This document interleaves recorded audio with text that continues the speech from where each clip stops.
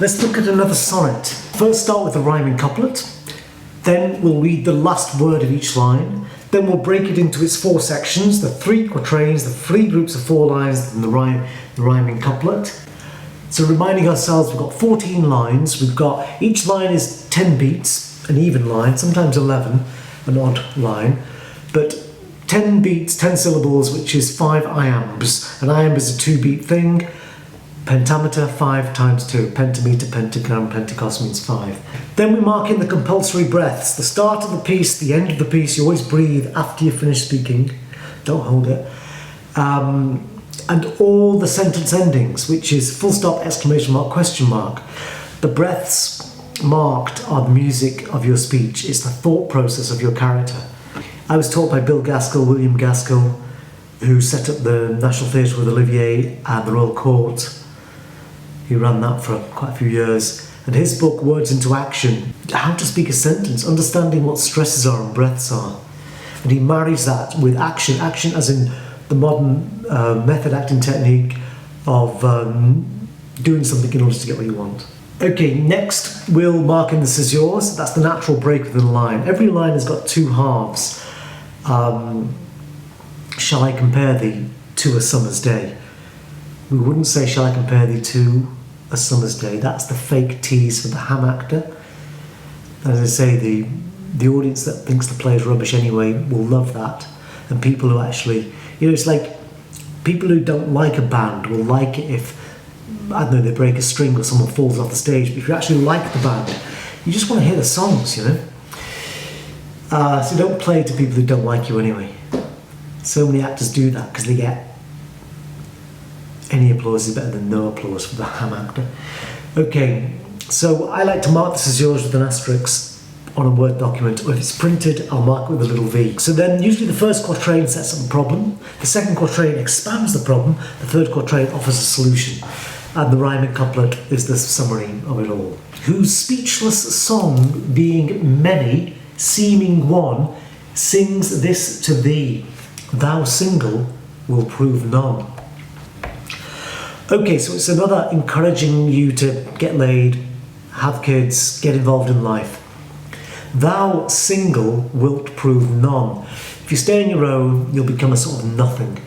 We're in this narcissistic age where people aspire to being on their own, But it's a murderous hell. Not to say that being in a relationship is not another form of hell, but it's a form of hell which allows you genetically to live forever. It allows you to take the focus off yourself, which is the key to acting. The key to acting, a key to acting, is put your focus on the other person. Stop thinking about your own feelings. No one cares. No one even knows what you're feeling. Even your closest, nearest and dearest partner will look at you and go, what are you thinking? What's up? Because we don't know, but we know what you're doing. Whose speechless song, being many, seeming one, sings this to thee, thou single will prove none. So this sonnet's going to lead us towards a warning, thou single will prove none. Okay, last words of each line. Sadly, joy, gladly, annoy. So we've got some opposites, some antitheses, sad, joy, glad, annoying.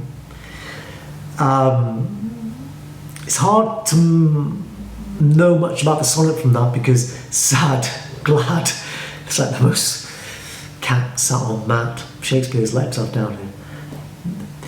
Is there anything more distinctive? The second quatrain, second 4 lines. Sounds, ear, confounds, bear. Well, confounds, problem, sounds and ear. So we've got this thing in the quatrain, the rhyming couplet, sing, so we've got to sing about music. Third quatrain, another, ordering, mother, sing. Some image to do with songs is going on. Another, i.e. take the focus off you. Ordering, not sure what that's about. Mother, okay, something to do with birth. So we've got this idea of, if you stay alone, you get done for. And there's a musical message in there somewhere. Let's mark the key breaths. So start and end, right at the beginning, right at the end. So music and after none. Then the breaths we have to breathe are the sentence endings. So let's look at this. The first sentence ends at the end of the first line. Sadly, we've got a question mark. Next sentence ending is annoy. So we know we're going to breathe in those two places.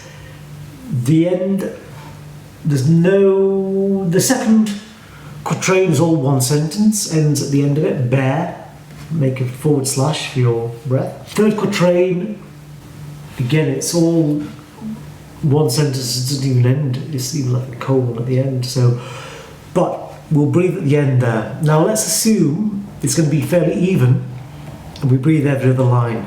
Yeah, we will mark in the Cesures. I use a V if I've got a printed page, a little above it where the Cesure is, and an asterisk when I'm typing a Word document. Cesure is the natural break within a line. To be or not to be, that is the question. So it's where that bit is. So, music to hear, why hearest thou music sadly? Music to hear. You listen to music, why you listen to sad music? I like the Smiths. Shoot me. Music to hear. Cesure, why hearest thou music sadly? Sweets with sweets war not, joys delight in joy. I thought it might be sweets with sweets war not, but it's not there. Sweets with sweets war not. And there's actually the comma. The Cesure is often on the comma. Sweets with sweets war not. You know, nice things with nice things don't fight. Joys delight in joy. There's why listen to sad music? Because if you listen to something more positive, your life might be a bit better. Why lovest thou that which thou receivest not gladly? Why are you into self-harm? Why are you into stuff which makes you depressed? There's a comfort in that. And in a way, Shakespeare's talking to the adolescent, the late teen, early 20-something, where we do go through a spiritual darkness, our joy division phase, where we take great comfort from the most miserable stuff. And that's fair enough, and I think I'm still in that phase, actually. But anyway, but really you have to get yourself out of it. Otherwise you just make life a hell. In fact, I've got a lot of friends who never really stepped out of the indulgence of that phase, and some great people who haven't lived as expansively as they should. Sweets and sweets war not, joys delight in joy. Why lovest thou that which thou receivest not gladly? Why lovest thou that which thou receivest not gladly? Why do this with this? What are the two halves of the line? Or else receivest with pleasure thine annoy. Second quatrain. If the true concord of well-tuned sounds, so after concord, the true agreement of well-tuned sounds, by unions married do offend thine ear. By unions married, okay, we've got a comma there, and there's the Cesure.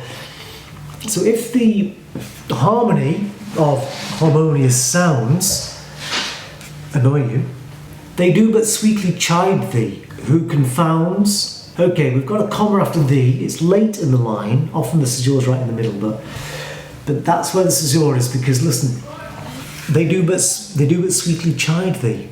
So if well-tuned sounds, if nature, harmony, if living your life, getting laid, enjoying the fruits of life annoys you or bugs you, they do it sweetly to chide thee. They're just saying, come on, get with it.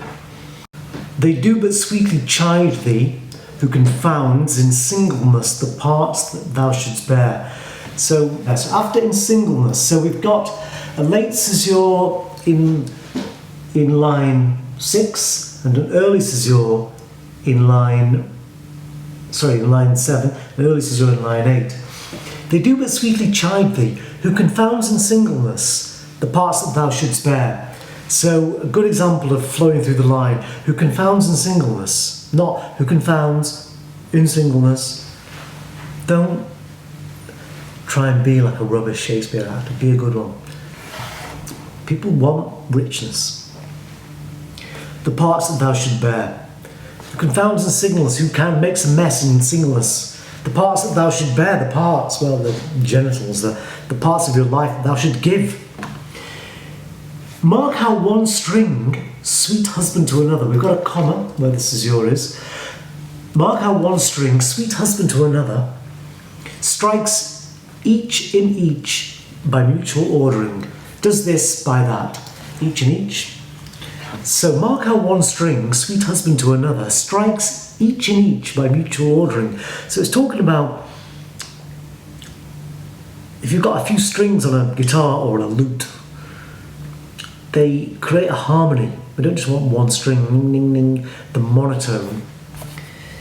Resembling sire and child and happy mother. Resembling sire and child and happy mother. So sire and child, link that together, and happy mother. Who all in one pleasing note to sing. So the family, he's saying, like the strings on a guitar, who when you play them together, that makes the best music. Who all in one pleasing note to sing. So Shakespeare saying, get laid again. Rhyming couplet.